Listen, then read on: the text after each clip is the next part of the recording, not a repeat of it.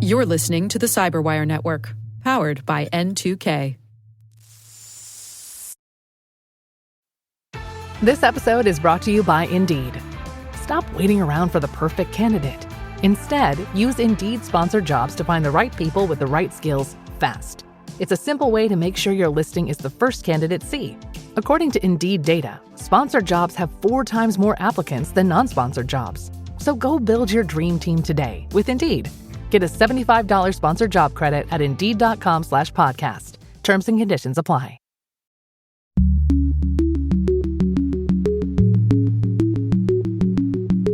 Hello, everyone, and welcome to Caveat, N2K CyberWire's privacy and surveillance law and policy podcast. I'm Dave Bittner, and joining me is my co-host Ben Yellen from the University of Maryland Center for Cyber Health and Hazard Strategies. Hello there, Ben. Hello, Dave. On today's show, Ben has a story on local governments choosing to shut down Flock license plate readers due to privacy concerns. I've got an analysis of proposed offensive cyber operations for the private sector. While this show covers legal topics and Ben is a lawyer, the views expressed do not constitute legal advice. For official legal advice on any of the topics we cover, please contact your attorney.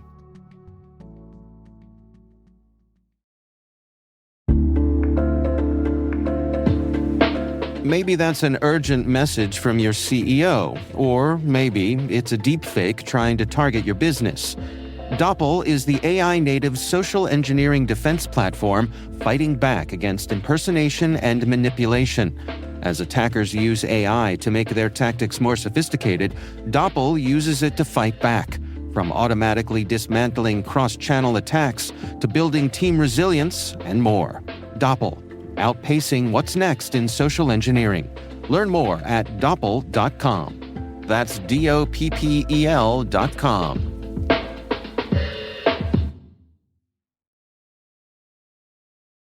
All right, Ben, it's good to be back. I feel like we got the band back together here. Yeah, it's been a while. Big thanks to Ethan Cook, who filled in admirably. Absolutely. Well, we were at our various absences, but yeah. It's definitely good to be back in the saddle with you. Nice to have a bench that we can rely on, and Ethan is that bench. Absolutely. It means for our listeners, fewer encore episodes. As much as we enjoy those, right, we can bring you new content because of how well Ethan fills in for us. All right. Well, why don't we dig into our stories here? You want to kick things off for us, Ben? Sure. So my story comes from The Guardian newspaper, and it talks about growing resistance across U.S. localities to the use of Flock safety cameras. We've talked about this in the past, but it's an AI-powered surveillance system that reads license plates and tracks vehicle movements. So the surveillance is of license plates, which is a very effective surveillance tool to figure out where people are going and where they have traveled in a way that's somewhat similar to historical cell site location information. You can create a pretty good dossier of a person's life and the whole of their movements by tracking their license plate. And this has been marketed to local governments as a crime-fighting tool. A lot of local governments in all different types of jurisdictions, big cities, small towns, blue areas, red areas, have embraced having Flock safety cameras just as a way to conduct criminal investigations. But there's been a big pushback from civil liberties groups, and now for the first time, we're actually seeing some cities back out of agreements they previously had with Flock. And that has kind of broader policy implications. And this is an issue that I think states are going to have to step up and address, because there really is a balance to be struck here between the capability that these cameras provide, but the need to protect people's privacy. And when we get into the use cases, like there are both very, very beneficial use cases, but also very problematic use cases. So basically, we have these license plate readers, streets, utility poles. It reads license plate numbers, make, model of the vehicle, and then obviously metadata, so it's time and location stamped, stored all across a centralized database. And so there are AI implications for that. law enforcement agencies can analyze a large amount of data using AI tools. And not only that, they can share with other law enforcement agencies, which from a fighting crime perspective is excellent because crime certainly travels across borders, and it's good to share knowledge among departments. But from a civil liberties perspective, when data from your small town could be sent to law enforcement agencies across the country, that could certainly put you at risk for invasions of privacy. But opposition has started to grow. You've seen pushback at city council meetings, and it really revolves around a bunch of things. For one, a lot of the contracts that Flock agreed to came with very little oversight, and there really wasn't consent from the public or any kind of transparency as to the full powers of Flock. Flock recently removed contractual language stating that it does not own or sell collected data, which was alarming to people who follow this issue closely. Flock is kind of hurt by its own tendency to mouth off on its website. Like, they'll be like, here's what we're doing. I'm going to write a blog post about, and so they said that like this change was non-substantive. We're just kind of language policing our policies, our contractual language. Yeah. But obviously that raised a lot of concerns. And then security. So, privacy and security, big theme, always kind of have a very interesting interplay with one another. And some hackers have shown that they can access live camera feeds. Basically, there's some type of vulnerability here. Not to get too much into the details, but like if you press the button on the front of one of these things 3 times, some type of trigger is... I don't know. Oh, it goes into some kind of mode? Exactly. Yeah. Which reveals like a lot of very sensitive information and could give people real-time access to these security or real-time access to these cameras. And that goes against what Flock has been saying since they started as a company, that they have kind of robust cybersecurity safeguards. Yeah. And then the other thing is just the broader policy implications of this. It's great for prosecuting local crime, but when you start to realize kind of the function creep here, that it could be used not just for solving local crime, but for things like immigration enforcement. For in states where abortion is illegal, it can be used to track people who are going out of state. So those types of civil liberties concerns are very, very are very, very present.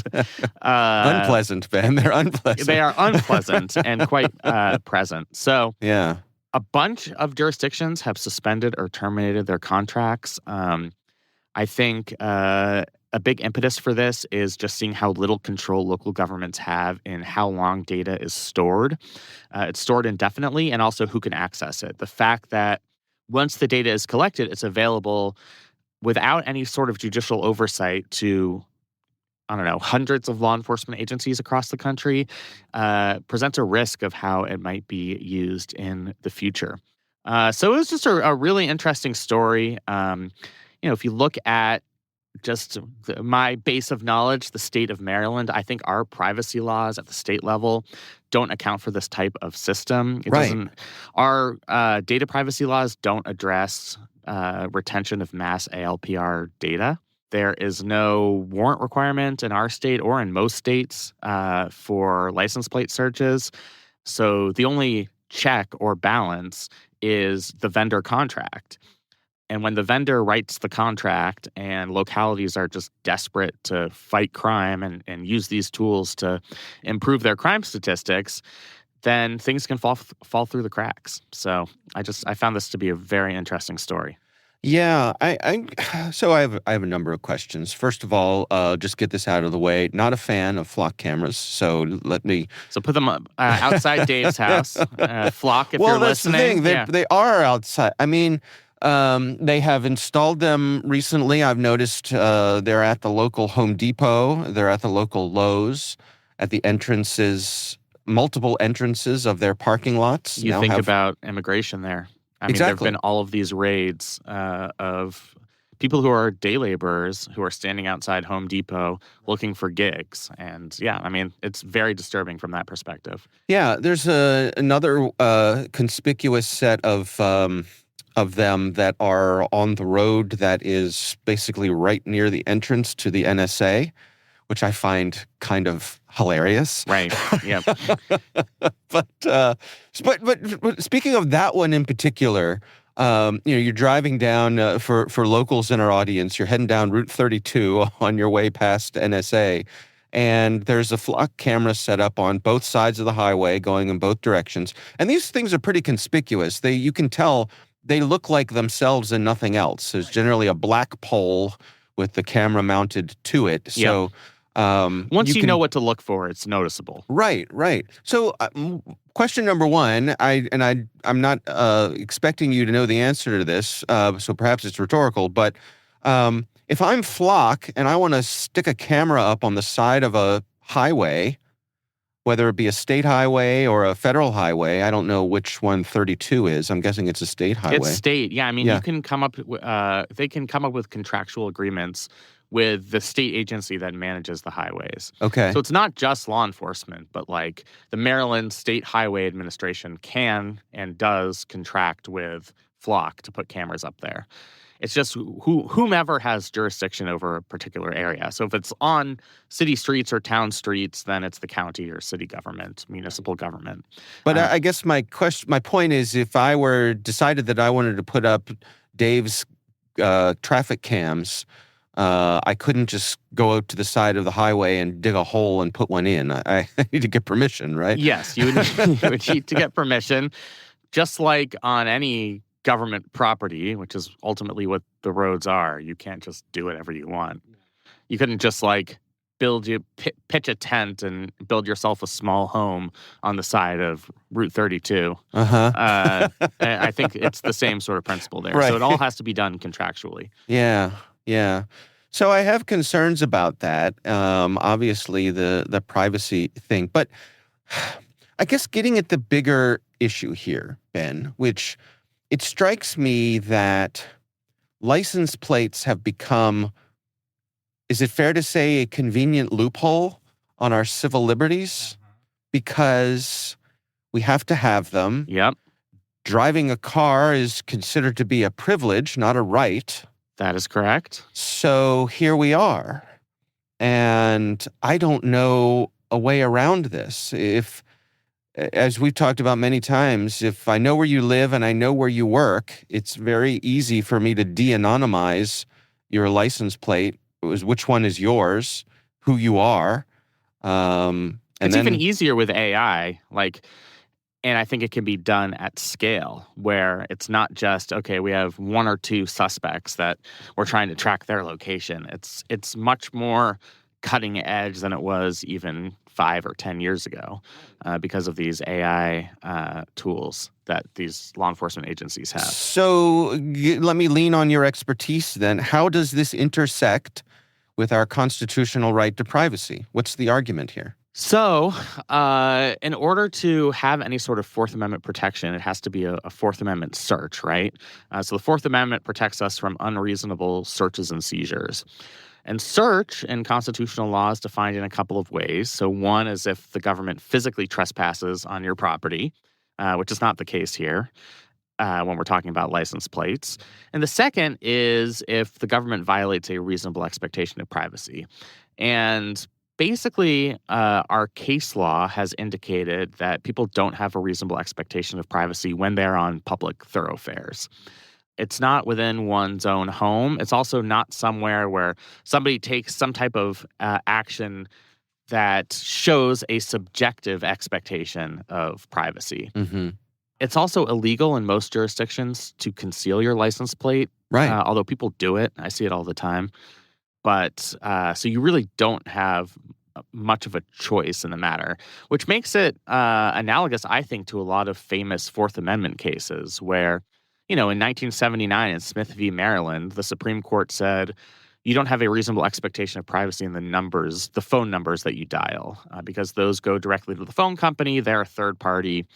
You don't have a privacy interest over those. But in 1979, the only method of communication was to use a telephone. So people don't have any type of meaningful choice. Like if you want to participate in society, you have to drive or you have to make a telephone call. Hmm. So there really isn't any robust constitutional protection here. There are some theories that would impute constitutional protection on something like this. We've talked about the mosaic theory in the past, where maybe just one data point doesn't invoke Fourth Amendment protection. But when you're aggregating license plate data and you're following the whole of a person's movement over a long period of time, then perhaps that invokes Fourth Amendment protection. But that's not a theory that's really in favor at the current Supreme Court or really in most appellate jurisdictions either. So it's not something, if I were a civil liberties advocate, that I would want to rely on. One really interesting case that I think could have some relevance here is, remember those Baltimore spy cameras? Yeah. This was discontinued several years ago, but for a while, the city of Baltimore contracted with a private company. They had an airplane flying at a relatively low altitude, taking real-time photographs every, 5 seconds over an area of downtown Baltimore. The limits were that it had to be sunny out, and they would only be taking photos in the daytime, and people would appear as kind of tiny little dots. Right. And the Fourth Circuit held that this was unconstitutional under the Fourth Amendment. It was moot because we had discontinued the program anyway. But they recognized the Fourth Amendment concerns here just based on kind of the pervasiveness of the surveillance. And that leans on the ruling in Carpenter, where historical cell site location information, that is subject to Fourth Amendment protection because of the depth and the breadth of the information available. So I could see that being applied to license plates, but it certainly hasn't been applied in the past. And I think you'd obviously get a lot of pushback from law enforcement agencies saying, don't take this tool away from us. Like, this has been so successful in criminal investigations that you shouldn't extend Fourth Amendment theory to take away this very valuable law enforcement tool. So there are theories that could justify adding Fourth Amendment protection to ALPRs, but I just don't see an immediate future in which that's operationalized. What about just a warrant requirement? Well, I mean, it's sort of the same thing. If there's a search, then there has to be a warrant based on probable cause. But if it's not a search, then you don't need a warrant. So and I think most courts at this point would agree that this doesn't qualify as a so-called Fourth Amendment event, then from a legal perspective, it really doesn't matter whether a warrant is required. I think we'd first have to take that first step and say, this is analogous to the evil that our founding fathers were trying to protect us against, which is overzealous government surveillance into our homes and our stuff. And the Supreme Court and lower courts just have not seen it that way. There's not going to be a warrant requirement unless it's done statutorily, which is extremely unlikely, just because this is not, at this point, considered a Fourth Amendment search, the collection of license plate data. So potential challenges to this, so two things come to mind immediately. You mentioned someone crossing state lines to get an abortion. I could imagine someone bringing that to, if someone got charged with having an illegal abortion from crossing state lines and the flock cameras were used to track them, is it reasonable to think that someone could come after them for that with Fourth Amendment? Definitely. Yeah. I mean, that would be the type of challenge you'd see. It would be a challenge to the conviction, and it would be a challenge to the evidence that led to your conviction. Saying that this type of search violated your reasonable expectation of privacy, therefore a warrant should be required, and in the absence of a warrant, it's an unconstitutional search. So that would be the nature of the challenge. Do I think that challenge, considering current jurisprudence, would be successful today? Almost certainly not, but you never know. You could get a friendly district court judge, and then maybe a court of appeals panel will look at this issue differently and understand the pervasiveness of these license plate reading tools. But until that happens, and that's just something you can't rely on, I think that's why you're seeing local governments say, not in our backyard. Like, we can't wait for the courts to put a stop to this. We have to contractually renege on these agreements or not come to a new agreement with this company to put up more cameras. And I think it's just something where local governments really do have a lot of agency here. You're sacrificing something, and people are going to be really upset when property crime increases and violent crime increases. But it's certainly something within the purview of local governments if they really see this as a threat to the civil liberties of their citizens. Yeah, the other possibility that I bring up from time to time is if someone puts up a website that says that is like, where is my representative.org, where you could real-time track your congressional representative. The old video rental store track there. Yeah. Basically, just demonstrate to the folks who are making the laws how easy these tools make it to reveal their locations. Remember when John Oliver did something similar to that? Was that with cell site location data? I'm trying to remember what the segment was on. He did a very limited version of it. I want to say it was after the January 6th thing, but he's the person I think could do something like this. If he went out, he has the resources. If he went to a private broker, totally, and decided to buy the anonymized data of people coming and going from, let's say, the Capitol building, and then use just normal tools to de-anonymize them, which we've said is easy and much easier with AI. Right. Then perhaps we could get someone's attention, but it's possible that that sort of stunt is not the kind of thing you want to do under the present administration. So I don't know. That would require a sense of shame among members of Congress, right? Which that I don't think that's something you can rely on anymore. It's like, we followed you to a strip club, and members of Congress would be like, this guy over here had to quit because he was doing X, Y, Z. A strip club is the least of our problems. Right. So I think in theory that would be the way to effectuate change here. But like I said, I do think that would require a real sense of shame that I'm not sure that a lot of members of Congress have. Yeah. All right. We will have a link to that story in the show notes. I've also added to our script. We'll put a couple other links in here. There's a website called haveibeenflocked.com where you can put your license plate in and it'll let you know if your license plate was part of public records. I put my license plate in and it did not come up, but it doesn't mean, it basically means it wasn't part of a search that was made a public record. So it doesn't mean that, anybody driving around these days, you're going to be in the Flock database. Right. Exactly. There's no getting around it.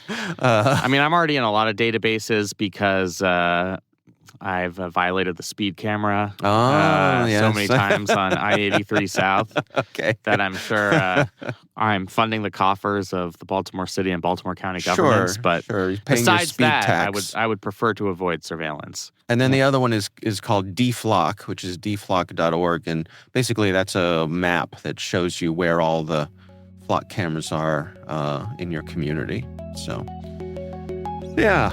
All right. I tell you what. Let's take a quick break here. We will be right back after this message from our show sponsor.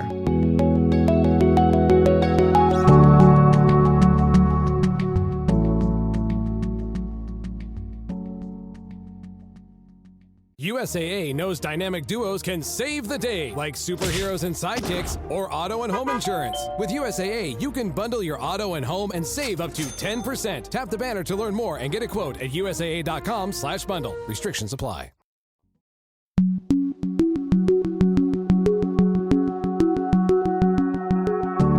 All right, let's get to my story here. And this is from the fine folks over at lawfaremedia.org. And this is a kind of a deep dive and a thoughtful look at the whole idea of privatized cyber warfare, sometimes referred to as hacking back offensive cyber operations and so on. It's a policy debate that's kind of been resurfaced because the White House put out their cyber plan recently in the past few weeks here. And part of that hints at the fact that they may be looking to enable offensive cyber operations from the private sector. And so traditionally, these sorts of things have been handled by government agencies, folks like Cyber Command, and not so much contractors, although some contractors have certainly been given the capability to do this sort of, yeah. But the concerns come from if the government decides to open this up more broadly, what happens? How is there oversight? How do we choose which companies would be able to benefit from this? Who gets to hack back? There's a counterintelligence angle. Once we have these cyber operations are put into contractors' hands, that means there's a greater risk of leaks, of insider threats, of shared infrastructure exposure. We've already seen where spyware vendors get hacked and they get their client lists exposed. So we're expanding the potential attack surface. I mean, it's like it's the same as mercenary armies, where the risks are there is no oversight. It's the Wild West. There's no small d democratic accountability. It's not as resource intensive as actually raising a mercenary army. Right. Like you can just have like a few very effective hackers in the private sector. Just like we gave the Doge people unprecedented access to our federal agencies. Like you get a couple of really, really smart guys who can conduct these operations, maybe at the implicit or explicit direction of the administration, and do so with kind of full impunity. Yeah, what happens if you have companies offering hacking back as a service, right? Absolutely. And I don't know, it seems like a big can of worms to me. I understand it at the nation state level when you're talking about espionage, but on the private sector level, it seems like a different kettle of fish to me. Did you think that's a fair perception? Yeah, I absolutely think it's a fair perception. It's also, you can start to think of the slippery slope here. This would be an escalation in cyber warfare. And when our country escalates, then our adversaries might escalate. So obviously that presents security concerns here in the United States. But if we're unleashing our private sector, like for all of the ingenuity of the U.S. private sector, which is very impressive, like China can deploy their institutional expertise in some ways more quickly than we can, and have been prepared for these types of attacks for a long time. And so the private sector can't say no. Exactly. That is the difference in China. Now, maybe they can't actually say no here either, but explicitly they cannot say no in China. So, I mean, it certainly presents significant risks. I don't think there's any way you could deny it. The other thing is, like, what if you are one of these private cyber warriors? Then you yourself might be at risk. You could be treated as, and this is something that the article says, you could be treated as a combatant. Mm-hmm. So other countries could put out arrest warrants. There could be physical retaliation. It probably means if they find out who you are, there's going to be some type of bounty on you. Yeah. Well, I mean, we're kind of seeing this in the war in Iran right now, where Iran is hitting data centers in neighboring countries that belong to U.S. U.S. companies. Yep.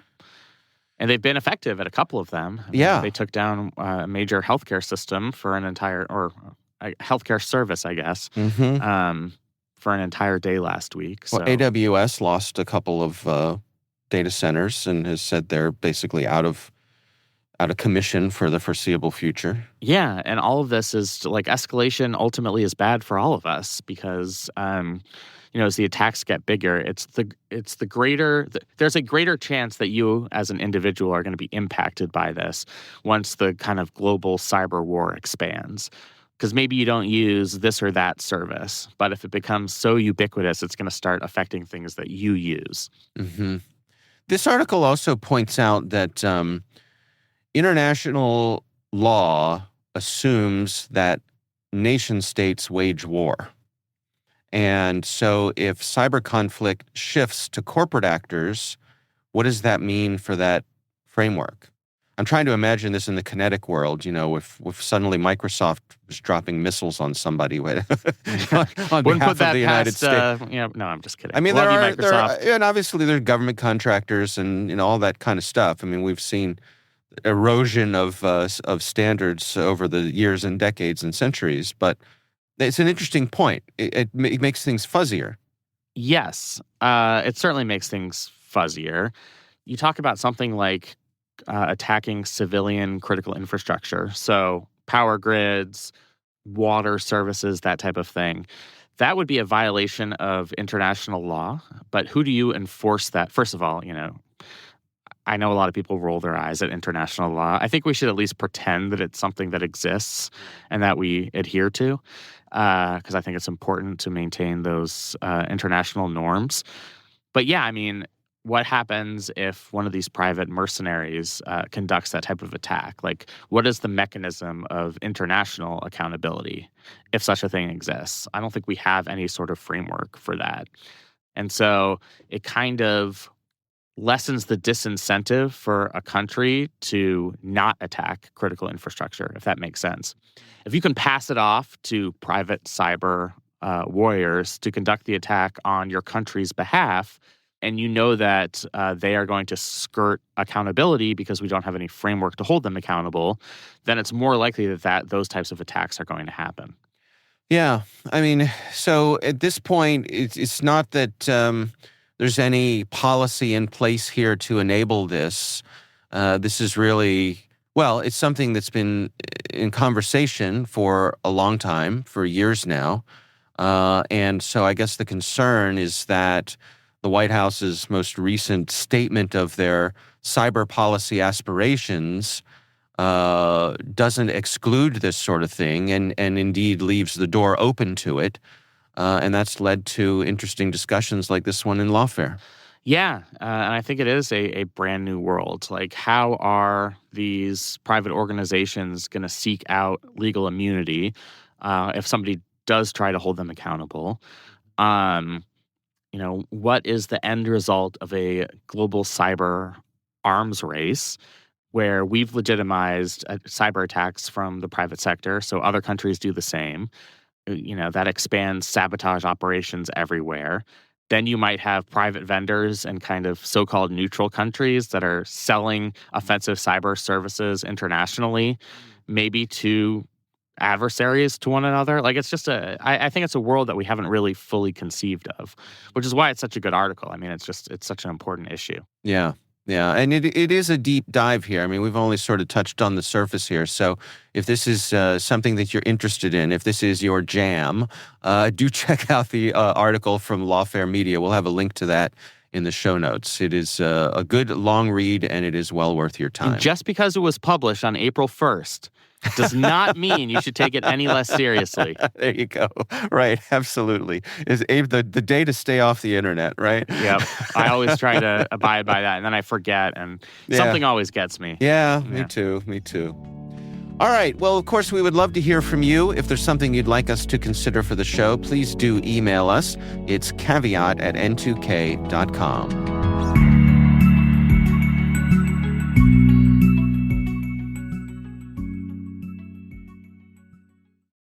K-pop Demon Hunters, Haja Boy's breakfast meal and Huntrix meal have just dropped at McDonald's. They're calling this a battle for the fans. What do you say to that, Rumi? It's not a battle. So glad the Saja Boys could take breakfast and give our meal the rest of the day. It is an honor to share. No, it's our honor. It is our larger honor. No, really.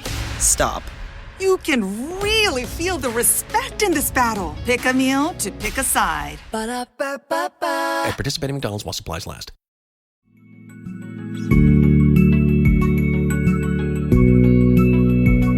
That is our show, brought to you by N2K Cyberwire. We'd love to know what you think of this podcast. Your feedback ensures we deliver the insights that keep you a step ahead in the rapidly changing world of cybersecurity. If you like our show, please share a rating and review in your favorite podcast app. Please also fill out the survey in the show notes or send an email to caveat@n2k.com. This episode is produced by Liz Stokes. Our executive producer is Jennifer Iben. The show is mixed by Trey Hester. Peter Kilpie is our publisher. I'm Dave Bittner. And I'm Ben Yellen. Thanks for listening.